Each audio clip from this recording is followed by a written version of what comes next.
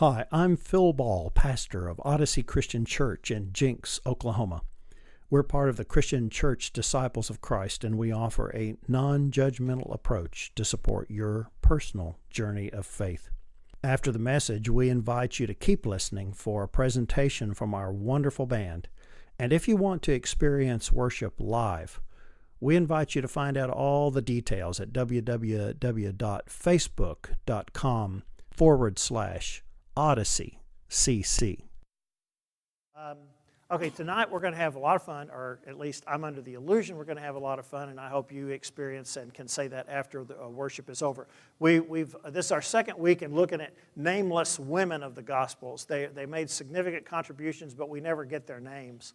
And this one's called The Widow's Gift, and a lot of people have heard this story. It's only 4 verses long. But it's really significant. And usually you hear this story at a finance campaign time in a traditional church. And I come at things quite differently, for better or for worse. And so this really is a story that has implications because you never hear her voice in this story. You never hear anything she says because she doesn't say anything. You only hear Jesus' response to his observations. And I think that's important. Okay, so the setting is this. Jesus is in the temple. And Jesus sits down opposite the treasury, and we're going to talk about that at some point, and watch the people putting money into the treasury. And many of the rich put in a great deal. A poor widow came and put in 2 small coins, the equivalent of a penny. So Jesus in the temple, like all good teachers, he's observing. He just sits and watches, because this, in the Gospel of Mark, and this story, by the way, is in Mark and Luke, and in both of those Gospels, Jesus only goes to Jerusalem, to the temple, one time as an adult. You know, Luke has him going down there as a what do you say about kids that are really smart at a young age? Yeah, one of those. As a theological prodigy, you know, and he goes down there and he starts teaching all these dudes this stuff. But that's out of Luke alone. But in Mark and Luke, Jesus only goes to Jerusalem to make his commitments and impact the establishment, the religious establishment, and present a new model of what it means to experience the kingdom of heaven and faith. And so he's down there. He's in the center of this religious system, and so that there's much to learn about how people in this area relate to their faith, because he hasn't been down there before. He's paying attention. And so you know, the cool thing about a symbol like the temple is that it manifests, it brings out stuff in our spirit. It's a physical place in which we can exercise or demonstrate our inner spiritual styles, our inner spiritual ways. It's a place, in a sense, of revelation. And so that goes on, and this setup is with this woman, and she's put in 2 small coins. Now, the next thing I want to look at, I want to go back in time just a hair. If you paid attention, which I don't expect you to have, and I don't mean to be putting anybody down, but that was at Mark 12:41. Okay, that started at Mark 12:41, and this is Mark 12:38. Okay, so the 41 just follows what this story here. And this little story, and this is, you know, Jesus does a lot of things by contrast. The way the gospel writers put all this together was just amazing. So Jesus is watching the temple, and he makes these comments to his disciples. Beware of the scribes who like to walk about in long robes, to be greeted respectfully in the market squares, to take the front seat in the synagogues and the places of honor at banquets. These are the men who devour the property of widows and for show offer long prayers. The more severe will be the sentence they receive. So he has just preceded the widow giving these 2 small coins with an observation about people who are, in my opinion, just the opposite. I can tell you in all honesty, I actually know one of those scribes. He's reincarnated. But it's like, that's not important here. I'm just saying that they're in every age. And Jesus doesn't say, get rid of them. He says, beware. Okay? And so that's what we do, is we beware, and we pay attention to what Jesus pays attention to. Now, we're going to pay attention to this widow a little bit more in just a second. But first of all, I want to look at the temple treasury. I think it's really revealing. The first century Roman historian named Josephus reports that the treasury was located in the court of the women in the Jewish temple. Now, the Jewish temple was, it's this big spread out thing, and it had different areas, and it was all open except for the Holy of Holies and stuff, but they had these different courts. And the easternmost court in the temple was the court of the women, and it contained the temple treasury where people donated their money. And 3 gates led into this court, one from the north, one to the south, and one from the east. And there were 13 receptacles or shofar chests. Have you ever been to a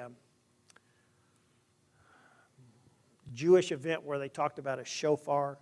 It's a ram's horn, okay? You blow through it, makes little horn noises. Because they didn't know how to work with brass tubes to make trumpets, okay? So they had a ram's horn, it was a shofar, and that's what it's called, shofar chest in the temple, and probably called that because they were trumpet-shaped, and I found one. Okay, so you get those ram's horns stuck in a box. You put your money in the back end of the ram's horn, it trickles down. Okay, each of these chests was labeled for a different type of offering, and 9 for the receipt of what was legally due by worshipers. Isn't that a great religion? Episcopalian. No, I'm sorry, it's Church of England. It's back in the day. And the other 4 for strictly voluntary gifts. And it's kind of a footnote that the form and name of these treasure chests, that Jesus made the use of the word trumpet to describe the conduct of those who, quote, in their almsgiving sought glory from men as sounding a trumpet before them. That is, carrying before them, as it were, in full display of these trumpet-shaped arm boxes they had put their money in. And that's in another part of Matthew. But I just thought I'd raise that up because I think that that's helpful as we get a picture for what Jesus is encountering, what he's watching. And all this is going on around him. And there's all these places to put in money. And there's all these people that are there walking around doing things. And so Jesus is there. Because you got to remember, this is close to the time of Passover. And that's one of the festivals where people come to the temple from all around. It's not just normal business as usual. It's a big celebration. So, here we go. Then he called his disciples and said to him, this is the last 2 verses, in truth I tell you, this poor widow has put more in than all who have contributed to the treasury, for they have all put in money they could spare. But she, in her poverty, has put in everything she possessed, all she had to live on. Now, so the large amounts contributed by the wealthy were probably visible to all, whereas the size or the amount of the gifts of these rich are not specified, but the narrator reports that this woman put in 2 lepta. Okay, and that's the smallest copper coin then in use.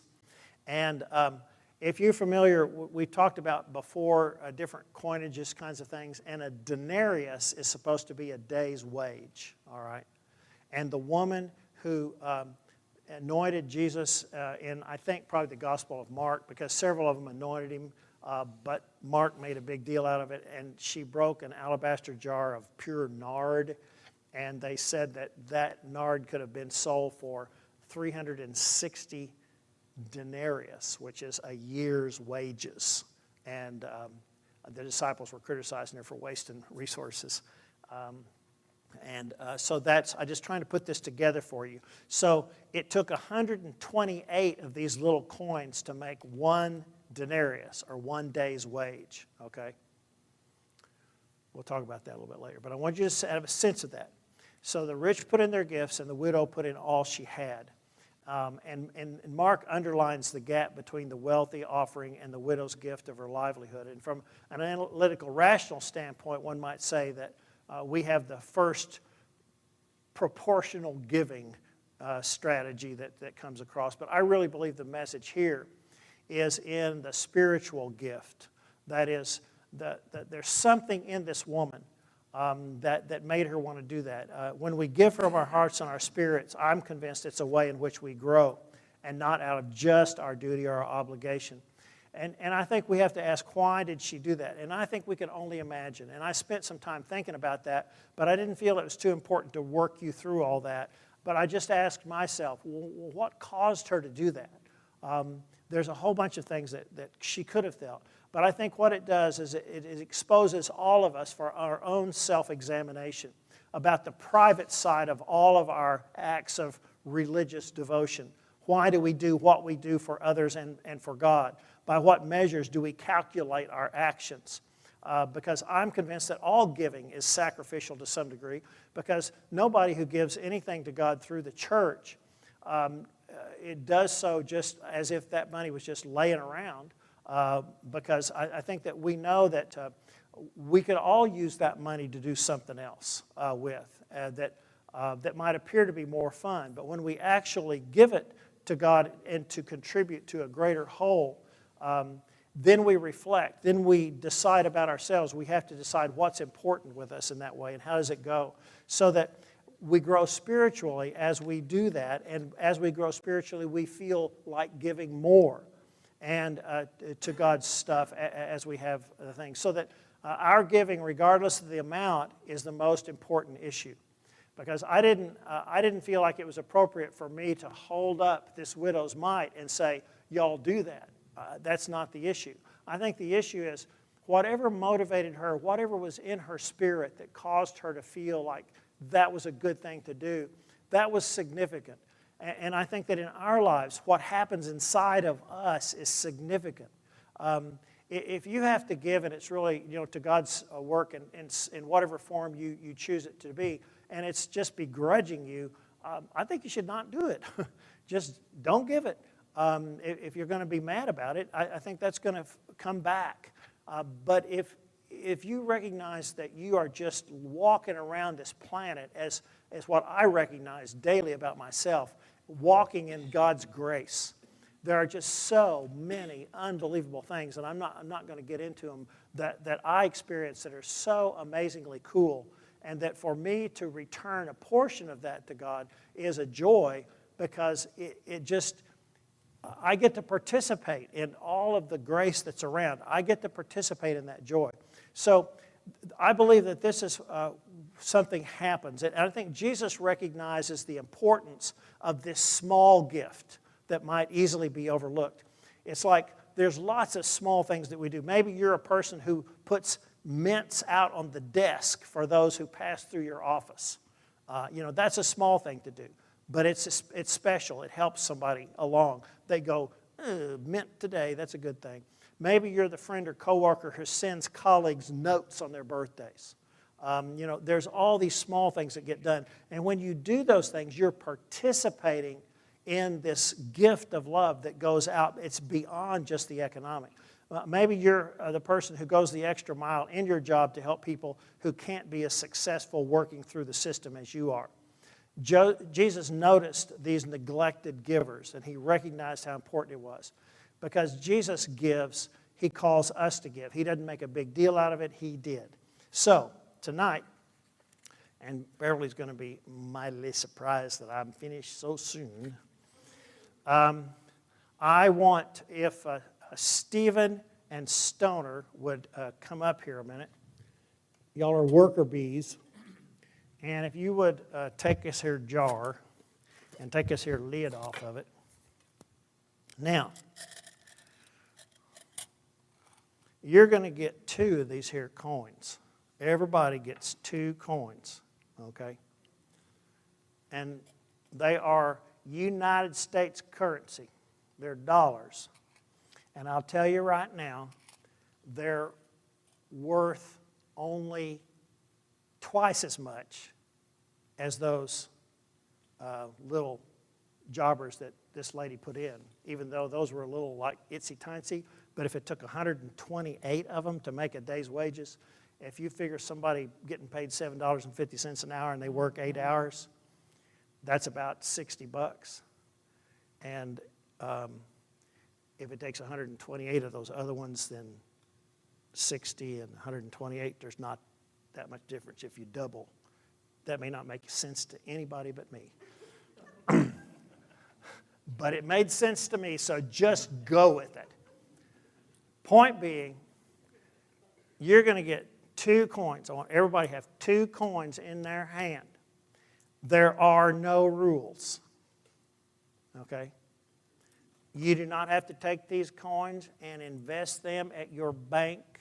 You do not have to see if you can get them tenfold. You can bury them in the ground as the person got chewed out with the talents. The 10 talents got all chewed out because they buried theirs in the ground because they were afraid to lose. You can do whatever you feel called to do, but I want you to pray about it.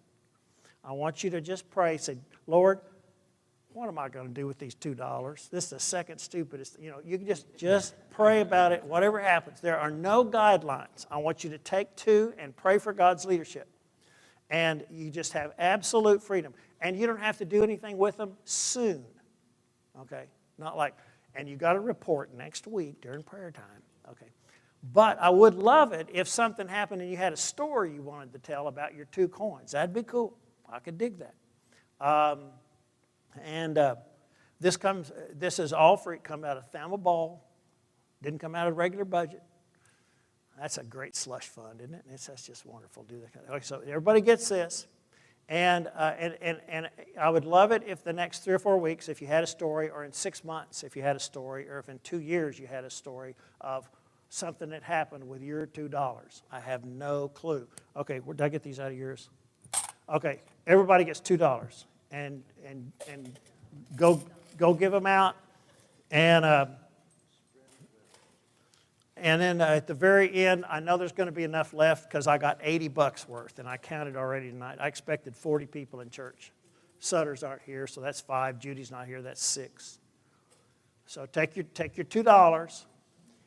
If you leave here and you go buy a Coca-Cola at the Quick Trip and it makes you happy, then that's cool. Okay? You could probably get 1 small Coca-Cola for $2. I do not know. All right? You might play flipping games. And by the way, I'll tell you, those have been polished in my bullet brass tumbler for an hour and a half. So you got polished dollars. They weren't that clean when I got them. Buddy said it'd make a good ball mark. Or it'd make a good what? Ball mark. Good ball mark. See, there you go. That's perfect. Now that's the angels. He can witness with that. He can witness with that. This is my ball mark. My preacher had a vision. He'd been drinking. No. Okay. And yeah, Stoner, you get one. Stephen gets them. Everybody gets $2. Thank you, sir. Thank you, sir. I get $2 too. That's a good thing. I'm going to put it in my pocket. I'm going to put it in this pocket over here because I got change in this pocket over here. All right. So we're all symbolically been blessed by God's Spirit, and we've received those 2 mites. I guess you could say we got 4 mites because that's about the value of your dollars, or 8, however that goes anyhow. So that's enough. Let's pray. Dear God, we've come to you in celebration for the amazing grace that you bestow upon us with every breath we take. We come to you in celebration of resources and opportunity and possibility. And we pray that as we live with these mite coins, as we live with these, that you will guide us, that they may bring life and hope and possibility in whatever form that happens. And we give you thanks because of your love. Amen. Everyone should recognize this song. This is Turn, Turn, Turn by the Byrds, virtually verbatim taken out of the book of Ecclesiastes. Phil was saying earlier today that the book was written by a cynic, and this is one of the best parts of the whole book. So feel free to sing it. I'd love to hear you.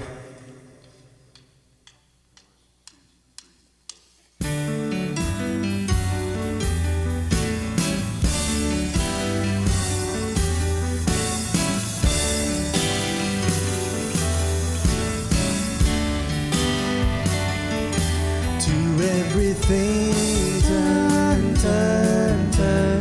There is a season, turn, turn, turn.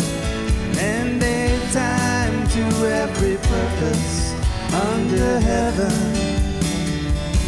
A time to be born, a time to die, a time to plant, a time to reap, a time to kill, a time to heal, a time to laugh, a time to weep. To everything turn, turn, turn. There is a season, turn, turn, turn. And a time to every purpose under heaven. A time to build up, a time to break down, a time to dance, a time to mourn, a time to cast away stones, a time to gather stones together. To everything turn, turn, turn. There is a season, turn, turn, turn. And a time to every purpose under heaven. A time of love, a time of hate, a time of war, a time of peace, a time that you may embrace, a time to refrain from embracing.